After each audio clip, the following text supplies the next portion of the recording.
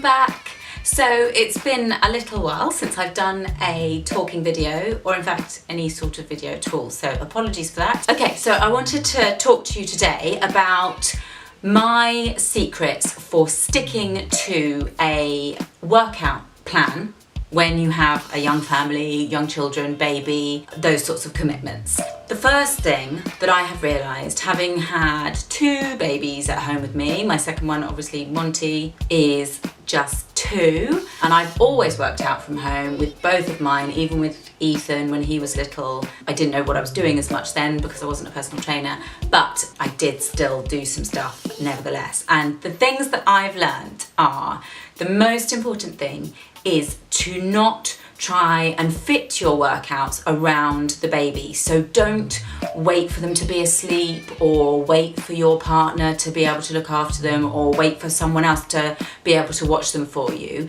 You have to find a way of fitting it in, because otherwise it's such a good excuse to not do it. If you always wait for the baby to have a nap, and then you have one day where the baby doesn't have a nap, which always happens, you won't get it done. And it's so easy to find excuses when it comes to exercise. I think I'm a pretty motivated person, but I can certainly go through all the excuses you can imagine when thinking about doing my exercise. So it's best not to give yourself that opportunity to have a kind of ready-made excuse. So that's tip number 1. So personally, I do get up and do my workout before my children get up, but that is simply because I just don't really have enough time during the day. However, having said that, there are regular occasions where I can't get myself out of bed to get it done, or if my husband's at home, then I'm more reluctant to kind of jump out of bed at the crack of dawn and get it done, and perhaps he'll do the school run for me, which means I can then do it a bit later in the day. And I don't allow the fact that Monty will be up and pottering around and joining in to stop me from doing that. I don't wait for him to have his lunchtime nap. Which kind of brings me on to my second point really, which is that it's a really good idea to get them to join in with the workout from a really young age. I've done that with both of mine, and actually they find it really good fun, and it's super cute. Monty just recently has started following my workout videos while I'm doing them, and it's very funny and entertaining to watch him trying to do jogging on the spot, or he likes to just do jumping because he's quite massively into jumping. And it's a really positive thing. It's a really great thing for your children to see you doing exercise and to do it with you, and to realise that it's fun and it's part of your everyday life. And aside from it making it easier for you to fit it in, it also sets a really good example. So there's lots of reasons why it's a good idea to get them to join in from as young as they can, really. And with that in mind, my third point is to really be fine with it not being perfect. It doesn't have to be a perfect workout. And the reality is that if you're working out from home and you have your child or your baby with you, you will have to stop to switch on Peppa Pig, or to wipe their nose, or to pick them up, or often I have to move if I'm doing sort of burpees or something. Monty will think it's really funny to come and be right next to me, so I have to sort of move myself around the room so as not to bump into him, which he thinks is a big game.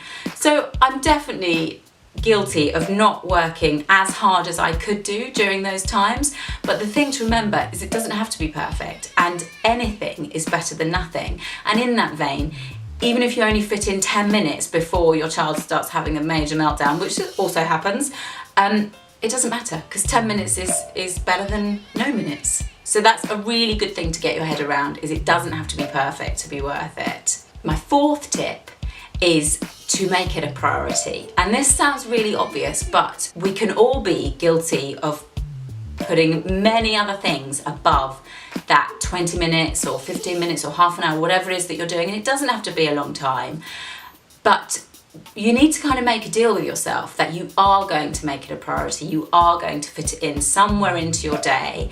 And if you're on social media, which most of us are, guaranteed you will find 20 minutes through the course of your day to be checking on Facebook, or watching a YouTube video, or on Instagram. I definitely waste loads of my day which I probably shouldn't admit to actually, but definitely do spend more time than I should on social media.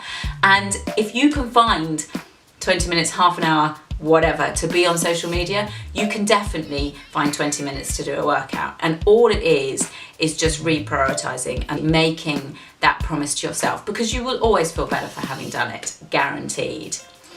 And my final tip, and this again is quite basic, but is never miss a Monday.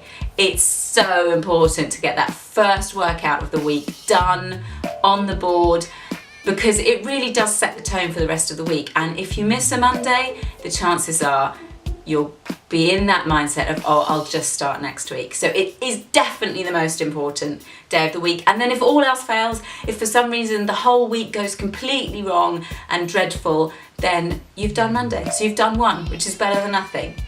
So those are my tips for sticking to a workout schedule with a young family or babies, toddlers.